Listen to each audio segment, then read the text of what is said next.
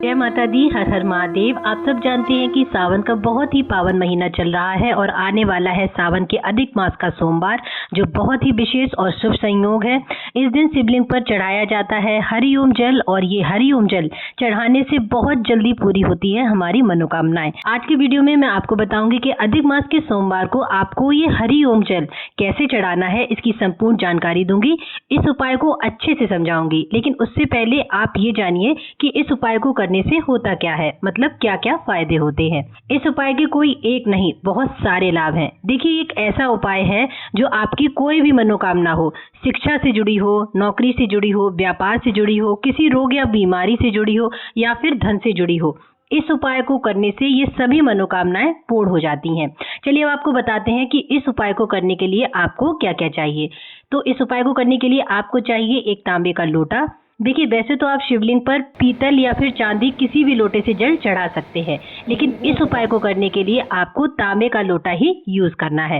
इस तांबे के लोटे में भरना है जल, और जल अपने घर से ही भरकर लेकर जाना है। अब आपको करना क्या है, आपको अपने घर से तांबे के लोटे में जल भरकर जाना है शिव मंदिर, और शिव मंदिर में जाकर बैठना है उत्तर दिशा में मुख करके। आप सबको पता है कि शिव जी का पूरा परिवार शिवलिंग पर ही विराजित है, तो आपको ये जल गणेश जी वाले स्थान से अशोक सुंदरी वाले स्थान तक ऐसे घुमाकर चढ़ाना है कि ओम की आकृति का पहला जो मोड़ होता है वो बन जाए।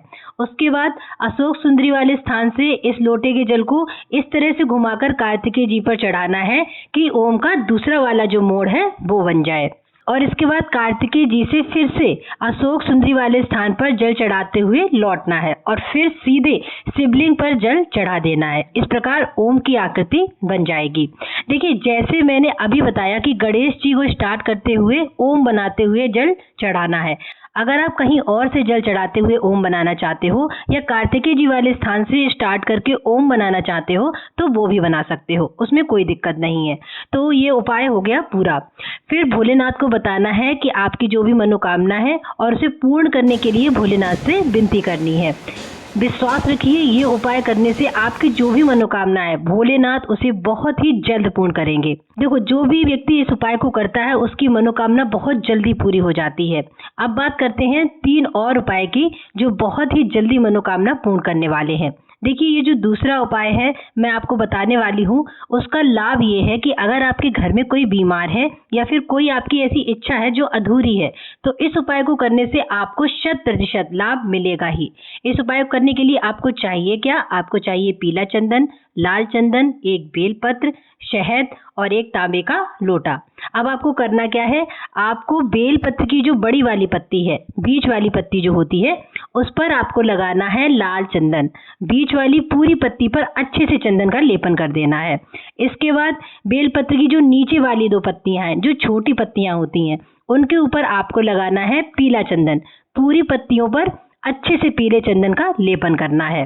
अब बेलपत्र में जिस स्थान पर ये तीनों पत्तियां मिल रही हैं, उस स्थान पर आपको लगाना है शहद। एक तांबे का लोटा लेना है, और उसमें अपने घर से जल भरकर, और जो बेलपत्र आपने चंदन से सजाकर तैयार की है, वो लेकर जाना है आपको शिव मंदिर। ये उपाय आप सुबह शाम दोनों टाइम कर सकते हैं, जिस समय करना चाहें उस समय कर लेना। सुबह करना चाहो तो सुबह कर लेना, और अगर शाम को करना चाहो तो शाम को कर लेना। मंदिर पहुंचकर जो पीला चंदन, लाल चंदन और शहद लगाकर बेलपत्र आप लाए हो ना, उसको रखना है माता अशोक सुंदरी वाले स्थान पर। याद रखना, बेलपत्री की जो डंडी है वो किधर रहनी चाहिए, वो रहेगी जलाधारी की तरफ, और बेलपत्र की जो पत्तियां हैं वो रहेंगी शिवलिंग की तरफ। ठीक है, एक बात याद रखना, आपने बेलपत्र पर जिस साइड लाल चंदन, पीला चंदन और शहद लगाया है, वो साइड नीचे रहेगा। कहने का मतलब ये है कि वो साइड अशोक सुंदरी वाले स्थान को टच करे, इस प्रकार बेलपत्र चढ़ाना है। इसके बाद तांबे के लोटे में जो जल आप लेकर गए हैं, वो शिवलिंग पर श्री शिवाय नमस्तुभ्यम का जाप करते हुए चढ़ा देना है। देखिए, आपकी जो भी मनोकामना है, वो मनोकामना बोलते हुए इस उपाय को करना। अगर बीमारी के लिए कर रहे हो, तो जो भी व्यक्ति बीमार है उसका नाम और उसके गोत्र का नाम लेकर मनोकामना बोलते हुए ये उपाय आपको करना है। इस उपाय को करने से आपकी मनोकामना जो है वो बहुत ही जल्दी पूर्ण हो जाएगी। ये तो हो गए 2 उपाय। अब बढ़ते हैं तीसरे उपाय की तरफ, लेकिन उससे पहले जल्दी से वीडियो को लाइक कर दीजिए और जो लोग पहली बार इस चैनल पर आए हैं और मेरी आवाज़ पहली बार सुन रहे हैं वो चैनल को सब्सक्राइब कर देना। चलिए अब बात करते हैं तीसरे उपाय की। देखिए, सबसे पहले मैं आपको बता दूं कि इस उपाय के लाभ क्या क्या हैं, मतलब इस उपाय को करने से क्या होगा। तो होगा ये कि अगर आपके घर में धन नहीं रुकता है तो आप ये उपाय कर सकते हैं, और अगर आपकी कोई ऐसी मनोकामना है जो बहुत दिनों से पूरी नहीं हो पा रही है तो इस उपाय को करने से वो मनोकामना बहुत जल्द ही पूरी हो जाएगी। उस उपाय को करने के लिए आपको चाहिए 1 गाय के घी का दीपक, और ध्यान रखना दीपक की जो बाती है वो लंबी बाती होनी चाहिए।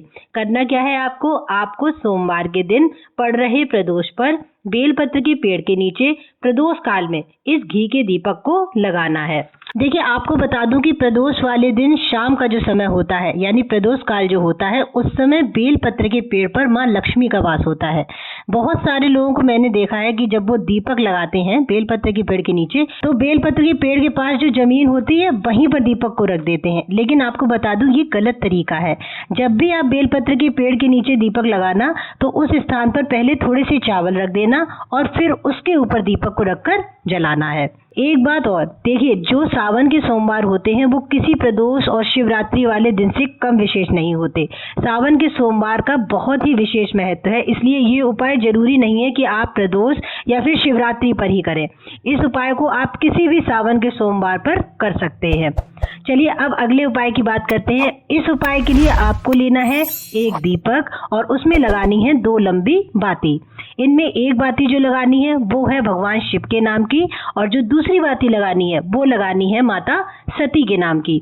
याद रखना कि दोनों बत्तियों को आपको अलग अलग नहीं लगाना है, बल्कि इन दोनों बत्तियों को जोड़ देना है, यानी भगवान शिव और माता सती का मिलन कराना है।